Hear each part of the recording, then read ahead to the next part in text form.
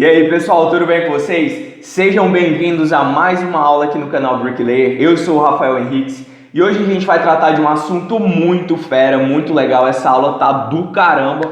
Então se acomode, sente numa cadeira, numa mesa, pega um papel para anotar. A gente vai trabalhar diversos exemplos, vamos trabalhar diversos vocabulários hoje e a aula é justamente Components of a building and rooms of a house. O que isso quer dizer em inglês? Componentes de uma edificação, componentes de uma construção e cômodos de uma casa. Então é bem importante, por exemplo, qualquer pessoa que quer imigrar, seja por exemplo para os Estados Unidos, seja para Irlanda, Reino Unido, Austrália, quando a gente chega é bem complicado de cara trabalhar como engenheiro, trabalhar como o que a gente realmente se graduou, mas uma forma de fazer um pouco de dinheiro nesse início é justamente trabalhar na construção, só que como ali colaborador, né, para realmente carregar peso, alguma coisa assim, e dá muito dinheiro. E é importante, né, que você chegar com um diferencial de realmente já conhecer o vocabulário, se sentir confortável. Com certeza, se você fizer isso, você já está a um passo de quem chegou lá sem nenhum inglês. Então, por isso que essa aula é muito importante e você não pode perder de jeito nenhum. Então, vamos começar, né? Como eu disse, Components of a building and rooms of a house. Então, componentes de uma edificação, construção e cômodos de uma casa. Eu vou abrir aqui o meu Word, onde a gente tem aqui as imagens que nós vamos trabalhar desse assunto. Então, a verdade é o seguinte, uma das formas de você intensificar o que você aprende, essa técnica é utilizada no livro Mentes Geniais, se eu não me engano, de Alberto alguma coisa sobre o nome dele. Eu li esse livro há mais ou menos uns 5 anos e ele é o Homem Memória Brasileiro, né? Ele é conhecido como Homem Memória Brasileiro. E nesse livro ele ensina diversas técnicas de memorização, coisas que você pode, situações, né, que você pode fazer para realmente memorizar e não esquecer aquele conteúdo, não esquecer aquela frase, aquela expressão.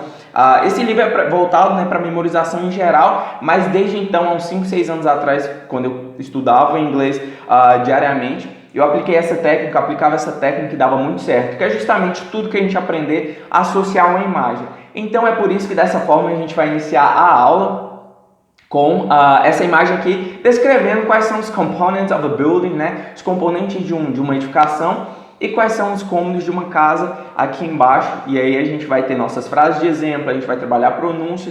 Então vamos lá, vamos começar. Pessoal, como essa imagem aqui eu peguei realmente na internet, alguma das partes dessa casa não vou trabalhar diretamente, mas a grande maioria a gente vai discutir sim. Então vamos começar ali realmente vamos começar ali de baixo. O primeiro elemento que a gente tem é foundation, que é justamente a fundação. Então, o que a gente pode ter? A gente pode ter, é bem mais comum, né? A gente pode ter footings, que é o que? Seriam as sapatas. A gente tem pile cap, a gente tem bloco de fundação. Então, existem diversos tipos. O que acontece nos Estados Unidos, principalmente, é da seguinte forma: eles não trabalham muito com a viga baldrame que nós temos aqui, né? Eles não trabalham muito dessa forma. É bem comum que eles trabalhem com o que nós chamamos de wall footing, né? Que é como se fosse uma sapata corrida. Ela realmente tem função estrutural e não somente sendo uma viga de equilíbrio. Então é bem comum que nessas construções maiores, quando eles utilizam essa questão de formar essa cinta no solo, eles utilizem o wall footing. Mas, né, já fiquem sabendo que foundation em inglês seria o equivalente à nossa fundação aqui. E aí a gente tem o plinth, que seria esse segundo item. Como eu disse, não é comum eles usarem viga baldrame.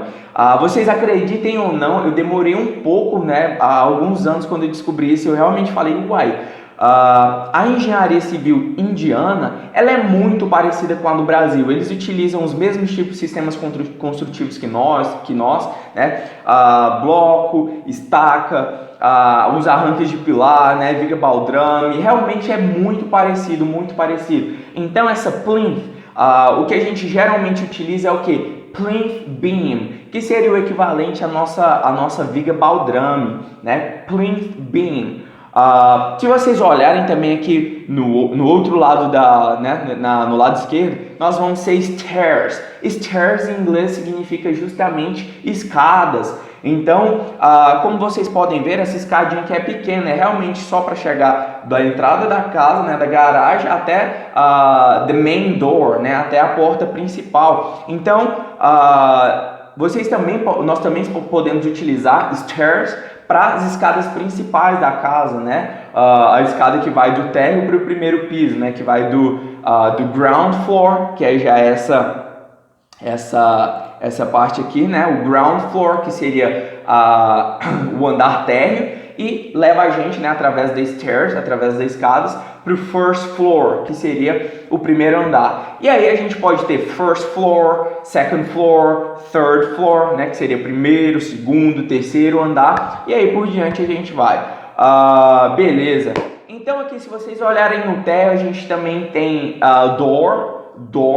Se vocês olharem para a sua esquerda e direita, provavelmente você vai ter uma porta, e aí a gente pode ter metal door, né? Metal door, que seria porta de metal. A gente pode ter wood door, que seria porta de madeira, beleza? E é bem comum que na construção aqui no Brasil a gente trabalha com verga e contra-verga. Então nas portas a gente geralmente trabalha só com a verga e verga. Deixa eu só aumentar essa fonte aqui para que todos consigam ver. E verga a gente fala lintel, que é justamente, né, para quando a gente tem aberturas, a gente tem uma concentração de tensões, né, nas pontas dessas aberturas, e a gente coloca essa estrutura de concreto para dissipar essas tensões e não aparecerem essas fissuras a 45 graus nas nossas aberturas. Então, verga nós falamos lintel. Mas se vocês olharem um pouquinho mais aqui para a direita, nós temos window, que em inglês é conhecido como janela, né? Então, se você olhar para a sua esquerda, para a sua direita, com certeza você também vai ter uma janela. Beleza? E na janela, da mesma forma, a gente tem a verga, que é a lintel, e a gente tem a contra-verga, que nós falamos sill, ok? Sill. Então se lembrem, em cima, verga, né, nós falamos lintel, aí vem a janela, nós falamos window, e aí embaixo, né, para conter também essas tensões, nós temos a contra-verga, que em inglês é sill, ok? Muito bom. Então acho que dessa primeira parte a gente fechou. Se vocês olharem aqui, também tem esse verdinho. É bem comum que em todas as casas a gente tem que trabalhar um paisagismo, né? Não tem uma casa que você começa, um projeto que você apresenta para um cliente que não apresenta nenhum verdinho. E esse jardim, né, em inglês é conhecido como garden, beleza? Então, se lembrem que qualquer verdinho, qualquer ali, um pouquinho de grama, um pouquinho de flor, né, flower, um pouquinho de grama, de flor, nós falamos garden, que seria o equivalente a jardim, beleza? Tranquilo? Então, aqui no primeiro pavimento, a gente pegou as stairs, né? Geralmente é bem comum nós referimos a andar de baixo como downstairs. E o andar de cima como upstairs. Então, por exemplo, quando eu morei fora, né, a primeira casa que eu morei, ela tinha um térreo e o primeiro pavimento. E eu dividi a casa com um aluno de medicina da faculdade, né, da NYD, que é a faculdade de Galway, da Irlanda. E muitas vezes a gente sempre fazia alguma coisa junto, saía, e eu ficava lá, a gente fica bastante no quarto, né? Não é comum a gente ficar na sala, porque você aluga o quarto em específico, né? Você tem direito à casa, mas você divide a casa com todo mundo. Então, eu dividia com ele, e geralmente você fica no quarto ali tranquilo. E aí, às vezes, quando ele não sabia se eu estava em casa, ele perguntava, né? Is there anybody here? Rafael? Alguma coisa assim, né? Tem alguém aqui, Rafael? E aí, eu poderia responder nesse caso, Hey, I'm here upstairs. Que seria o quê? Eu tô aqui em cima, beleza? Então, outra frase que a gente pode pensar por exemplo, vamos supor que você está apressado ali e você deixou tua chave lá no teu quarto, que é upstairs. Então, e aí você chegou no local e viu, putz, esqueci minha chave. Então você pode falar, I forgot my key. I forgot my key in my room.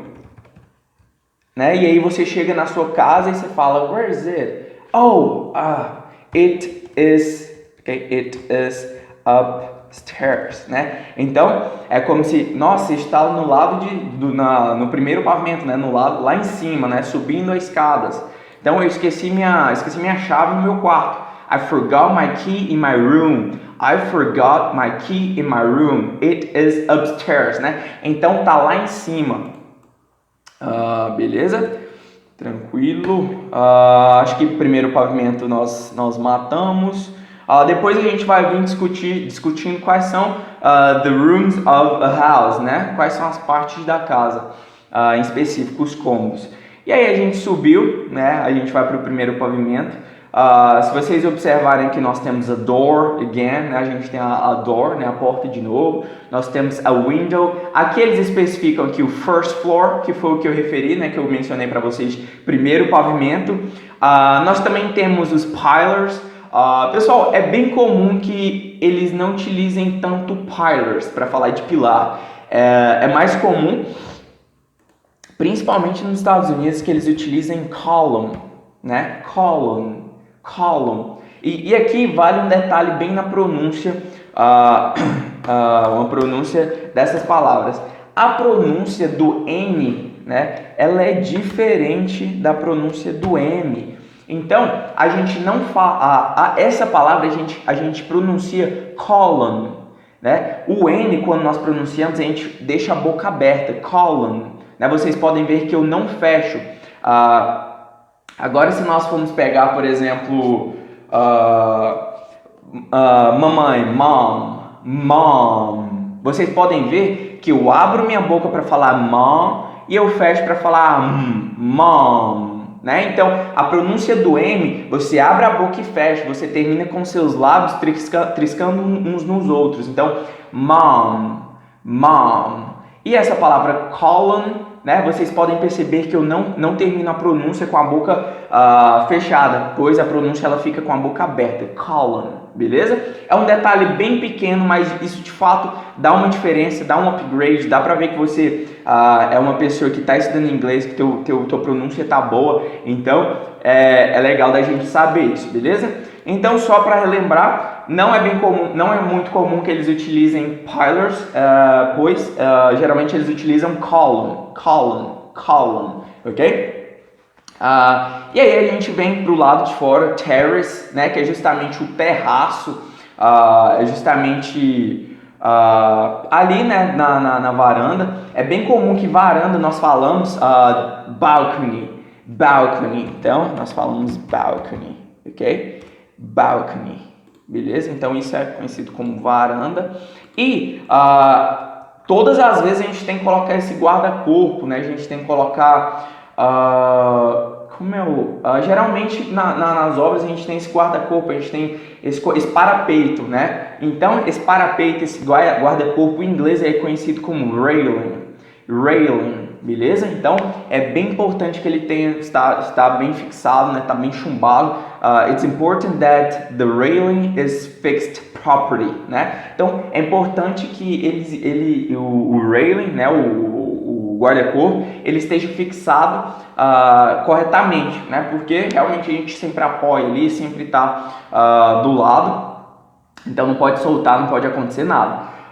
Beleza, então aqui a gente tem o railing, beleza? O roof é o que nós falamos, telhado. Então toda essa estrutura, por exemplo, da sua casa agora, né? Essa estrutura de madeira que é composta por tesouras, é composta por toda estrutura, todo madeiramento, né? Ripa, caibro, isso é conhecido como wood roof, né? Telhado de madeira. Então, se lembrem que a gente pode falar wood roof, mas geralmente o pessoal não fala, nossa, esse telhado de madeira, porque falamos apenas telhado, ok? É bem importante mencionar que na estrutura do telhado, toda casa que tem o telhado de madeira, nós temos a truss, né? Então a gente fala roof truss, que seria o que? A tesoura do telhado, né? Aquela estrutura principal que sustenta nosso telhado. Então nos Estados Unidos, porque a gente tem uma construção de madeira bem forte, né? Os galpões, as construções rurais, tanto dentro de casa, é bem comum que a gente tenha essas estruturas de madeira, né? O chamado wood frame. Então, É bem interessante da gente saber, qualquer obra que você for trabalhar nos Estados Unidos, você vai ter contato com alguma coisa de wood frame, porque lá é o método construtivo da mesma forma que o concreto armado é para cá. Lá esse wood frame é comum também. Então, se lembrem que roof é telhado, né? Qualquer estrutura de telhado, e a gente tem ceiling, que seria o equivalente a teto, né? Então, esse teto que você olhar para cima assim, tá vendo? De gesso, alguma coisa assim. Então, plaster ceiling seria o quê? Seria o forro teto de gesso, né? Então, plaster ceiling seria justamente esse teto de gesso, ok? Então, para a gente revisar, pessoal, vamos lá. Plinth geralmente é ali o nível da baldrame, né? Geralmente a gente fala baldrame, né? Plinth beam. Então aqui a gente tem uma pronúncia do TH. O TH é uma pronúncia bem chatinha no inglês, mas nada de outro mundo. Quando você for pronunciar a palavra, você vai colocar a sua língua, you're going to put your tongue, né? Você vai colocar a sua língua between, né? Que seria entre your teeth, entre seus dentes. Então, realmente você vai um pouco morder sua língua, a pontinha, porque a gente fala plinth, beleza? Requer bastante tempo, não é um bicho de 7 cabeças, vocês vão conseguir chegar lá, mas é importante mencionar agora essa pronúncia, beleza? Então, plinth beam seria o equivalente à nossa viga baldrame. Foundation é a fundação, né? Seria o bloco, seria a estaca, seria a broca, tudo isso, beleza? O radier. Nós temos também o ground floor, que seria o térreo, né? Quando a gente está no térreo. Então, I'm here in the ground floor, né? Então, estou aqui no térreo, né? No nível 0 da casa. Nós temos stairs, que é considerado tanto para aquelas pequenas escadinhas como para as escadas que nos levam do térreo para o primeiro pavimento. E aí quando a gente tem as stairs, a gente sobe, a gente vai para o first floor, depois nós podemos ter railing, né? Nós temos, esqueci de mencionar wall é parede, pessoal. Então, se lembrem daquela música do Pink Floyd, Another Brick in the Wall, né? Então, um outro tijolo na parede. Então, isso ajuda a memorizar, né? Fazer algumas associações. Pois bem, então roof, ceiling, pillars. Aqui, quando a gente fala de building finishes, esse finishes, ele se refere a acabamento. Então, acabamento em inglês nós falamos finishes, beleza? Então, nós podemos ter ceramic finish, né? A gente pode ter ali o acabamento em cerâmica, a gente pode we can paint, né? Nós podemos pintar. Então, existem diversos acabamentos, mas o vocabulário aqui principal é finishes, que seria os acabamentos propriamente dito. Aqui nós temos a window, nós temos a lintel, né, que é a verga, nós temos o sill, que é a contra-verga, nós temos door, que seria a porta. Então assim, agora para a gente realmente memorizar, vamos lá tentar criar umas frases, vamos tentar ali trabalhar em algumas sentenças, justamente para memorizar como utilizar essas partes da casa e realmente não restar dúvida, beleza? Então, deixa eu colocar nas frases. Por enquanto, eu vou apagar essa foto justamente para a gente conseguir associar as fotos, a imagem com as frases. Então, a primeira frase aqui que eu trouxe foi justamente relacionada à parede. Então, lembrem que o wall é parede, another brick in the wall, né? Um outro tijolo na parede. We needed to change the wall's thickness. Geralmente, ali nos projetos é bem comum que o pessoal queira colocar ali pilar de 9, né, em casas térreas, sobrados. Então, muitas vezes a gente acaba, pelo fato de ter uma sobrecarga, de ter uma carga grande na estrutura, não consegue colocar pilar com essa dimensão. Então, às vezes a gente tem que deitar o tijolo, mudar o tijolo que a gente vai usar, e é nesse sentido que a gente tem essa frase. We needed to change the wall's thickness. Então, nós tivemos, né? Esse needed seria o precisar no passado. Nós tivemos que mudar no sentido de necessidade, né? Nós tivemos a necessidade de mudar a espessura. Então, thickness é a espessura da parede, beleza? Então, esse wall's thickness, o que a gente fala apostrophe as, ele indica que essa espessura é da parede, né? Então é como se a parede tivesse a posse da espessura. Então, por exemplo, this is Raphael's cup, né? Então esse é o copo do Rafael, né? Então this is Raphael's mouse, né? Então esse é o mouse do Rafael. Então todas as vezes que a gente coloca esse apóstrofe s, né? Esse apóstrofe s, ele indica uma certa posse. Então we needed to change the wall's thickness. Então nós tivemos a necessidade, nós precisamos no passado ali mudar a espessura da parede, beleza? Então vou só sublinhar aqui para realmente ficar maravilhoso para entender, beleza? Opa! Joia! Aqui a gente pode properly, ok? Então, the railing must be fixed properly. It's too dangerous to kids, né? Então aqui a gente tem uma frase bem interessante. Então, railing, se lembrem, ele guarda-corpo, né? O parapeito, acho que é parapeito que fala, né? Em português. Mas geralmente conhecido como guarda-corpo. The railing must be fixed properly. Então, the railing must be fixed, né? Então, o guarda-corpo must be. Esse must be, ele é geralmente traduzido como deve, é realmente uma obrigação, né? Ele é quase um have. O have, ele tem um sentido de obrigação, você tem que, né? You have to go to school, né? Você tem que ir à escola. Então esse must seria o deve, no sentido de aconselhar, mas quase uma obrigação realmente, beleza? O guarda-corpo deve ser fixado corretamente. Então properly é o que nós falamos corretamente. It's too dangerous to kids, né? Ele é muito perigoso para crianças. Então é um perigo, né? As crianças ali estarem brincando perto do guarda-corpo. Então, por isso que ele tem que ser fixed properly. Ele tem que ser instalado corretamente. Tudo bem? Então essa foi a segunda frase. A terceira frase, né? It's important to waterproof the roof to avoid moisture, né? A pronúncia é moisture on that part. Então, beleza. It's important to waterproof the roof to avoid moisture, né? Então a gente fala como se fosse um M-O com acento, moisture on that part. Então é importante impermeabilizar ali o telhado. Então, por exemplo, se você tem a sua slab, que é a laje, que é conhecido também ali, a gente pode falar, às vezes, tem a estrutura de telhado apoiados diretamente na laje. Então, a gente tem sempre que impermeabilizar as lajes, né? Pelo fato de ter contato ali com a água, para não ter infiltração, não ter dor de cabeça. Então, a gente tem que waterproof, que é o verbo impermeabilizar. Eu fiz um artigo há algum tempo, né? Acho que há um mês mais ou menos, sobre esse verbo, como utilizar waterproof.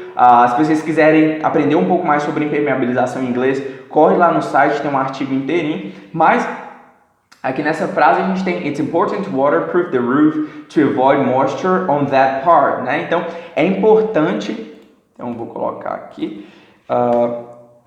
é importante. Aqui, pessoal, se vocês quiserem dar uma variada, é interessante também a gente trocar o important. Só conferir se o áudio ainda está sendo gravado, tá certinho. It's important to waterproof. Então esse important a gente também pode falar crucial, né? Que seria crucial.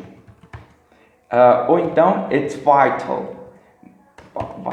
Então é importante, é crucial, é vital, né? Então todos no sentido de muita importância. It's important to waterproof the roof, né? É importante impermeabilizar o telhado para evitar ali o que a gente fala de umidade. Então moisture é umidade. Então a gente também pode falar humidity, porém é conhecido como os dois, beleza? Se você for trabalhar principalmente ali na parte de tecnologia do concreto, se for pegar o livro do Metro Monteiro, toda vez vai ver moisture, beleza? Porque é a forma com que eles se referem à umidade. Então, to avoid, para evitar, né? Então, o verbo evitar. Então, é importante impermeabilizar o telhado para evitar umidade naquela parte, né? Para evitar que aconteça alguma cagada de realmente o cliente estar ali morando e tá pingando coisa no gesso dele, beleza? Vou só colocar em negrito aqui, só para facilitar o nosso entendimento.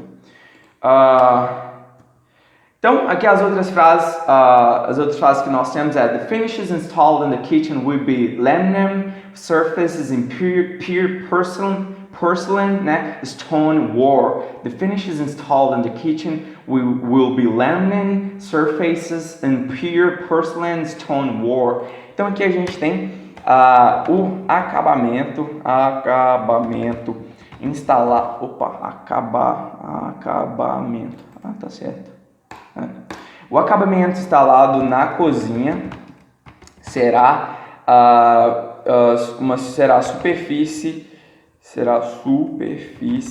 laminada em porcelanato, né? Porcelanato glass. Stoneware é glass, é como se fosse aquele material de argila, um material bem antigo que fala glass ou grès em português. Stoneware puro, né? Então, o acabamento instalado na cozinha será a superfície laminada em porcelanato glass puro, beleza? The finishes installed in the kitchen will be laminate surfaces in pure porcelain stoneware, beleza? Stoneware. E para finalizar, lembrem-se que aqui nós temos pilar, né? Tem 2 L's. Nós temos pilar, but, né? Porém, é mais comum que nós falamos column, né? Se lembrem que column, a gente deixa a boca aberta. Pode parecer um pouco até meio retardado, alguma coisa assim, mas realmente faz diferença quando você está conversando com um nativo e é perceptível esse erro de pronúncia, beleza? Então aqui a gente tem, in Brazil, the minimum cross-section of a column is, né, 360, né, então é 360 centímetros quadrados, né, então a seção transversal mínima, né, a área mínima ali que a gente tem que ter num pilar. E aqui, pessoal, vale ressaltar o seguinte: Brasil, em inglês, nós não colocamos Brasil com S. Brasil em inglês é Brazil. A gente pronuncia dessa forma e ele é com Z, tudo bem? Então não se esqueçam disso, que isso é um erro bem comum de acontecer. Beleza, então agora que a gente aprendeu essas partes, digamos, mais específicas da casa, é importante também para que a gente vá negociar, vá trabalhar na construção civil fora do Brasil, ali nos Estados Unidos, na Irlanda, qualquer lugar que você for trabalhar ali como pintor, você tem que saber quais são as partes da casa. Isso aqui pode parecer um pouco infantil, mas acreditem em mim, a gente peca por isso, né? A gente realmente ali esquece, fala, meu Deus, o que é isso? O que é bathroom? O que é living room? Beleza?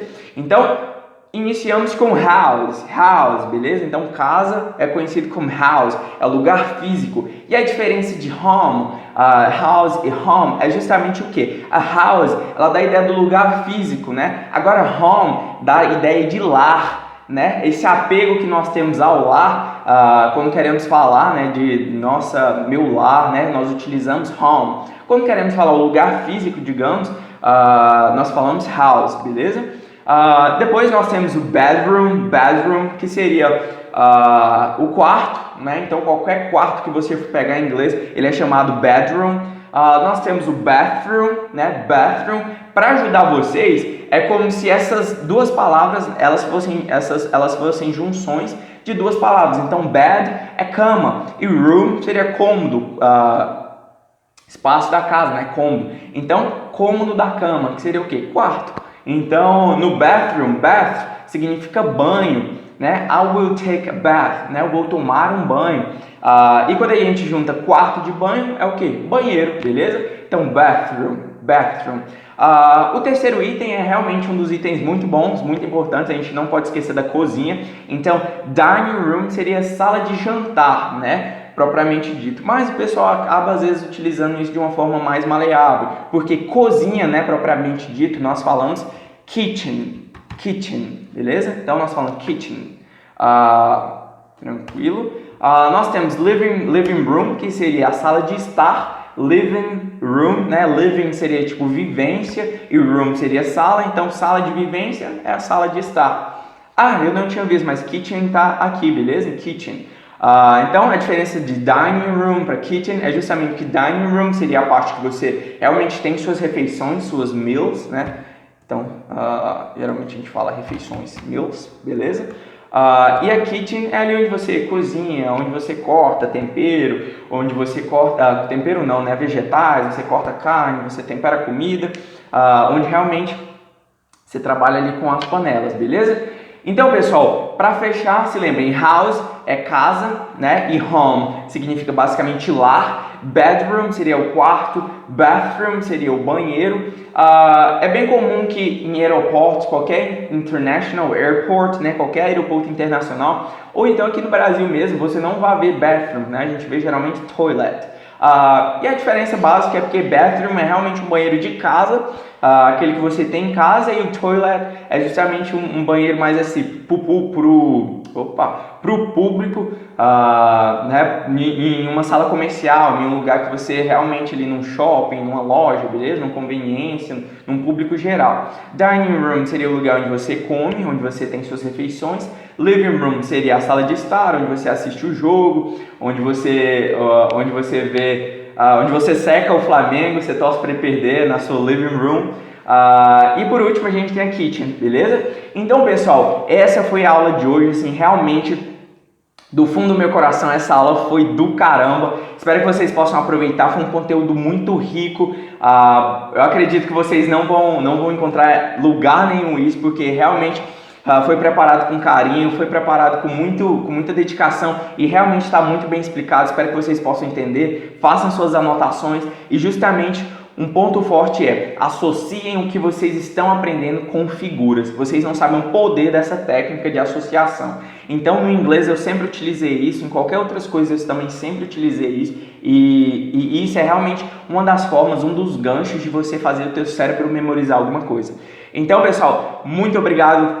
Thanks for this class. I hope that you can enjoy, né? Espero que você possa aproveitar. Um grande abraço e até a próxima aula. Bye, bye.